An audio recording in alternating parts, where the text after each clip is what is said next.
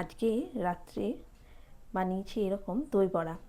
কলাইয়ের ডালটা কালকে রাত্রিবেলায় ভিজিয়ে রেখেছিলাম, দিয়ে সেটা বেটে এরকম ছোট ছোট করে বড়াগুলো ভেজে নিয়েছি। ভেজে নেওয়ার পরে সেগুলো একটুখানি জলের মধ্যে ডুবিয়ে তুলে তারপরে দইয়ের ঘোল করে সেখানে এগুলো ভিজিয়ে দিয়েছি। এরপরে এটার মধ্যে দিচ্ছি একটু স্বাদ মতো নুন,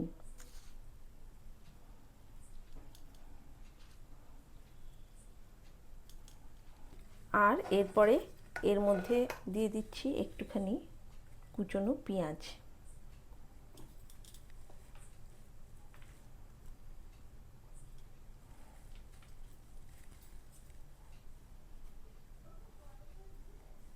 পরে এর উপরে ছড়িয়ে দিচ্ছি একটু ভাজা মশলা।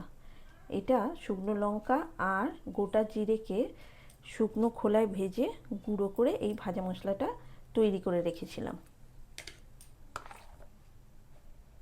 এর উপরে ছড়িয়ে দিচ্ছি একটু তেঁতুলের মিষ্টি চাটনি। এই তেঁতুলের মিষ্টি চাটনিটা বানাবার জন্য তেঁতুলটাকে জলে ভালো করে ভিজিয়ে রেখে তারপরে কড়াইয়ে তেলের মধ্যে 5 ফোড়ন আর শুকনো লঙ্কা দিয়ে তেঁতুলের কাঁচটা দিয়ে তার মধ্যে কিন্তু একটু গুড় দিয়ে একটু চাটনি বানিয়ে নিলেই, পাতলা করে চাটনি বানিয়ে নিলেই কিন্তু তেঁতুলের চাটনিটা তৈরি হয়ে যাবে। আর এর উপরে ছড়িয়ে দিচ্ছি একটু সরু সেউ বা ঝুরি ভাজা। ব্যাস, তাহলেই কিন্তু তৈরি হয়ে গেল আমাদের আজকের রাত্রের ডিনার। গরমকালে কিন্তু এই দই বড়া খেতে বেশ ভালো লাগে আর এটা তাড়াতাড়ি হজমও হয়ে যায়। আজকের রেসিপিটা কীরকম লাগলো সেটা নিশ্চয়ই কমেন্ট করে জানাবেন।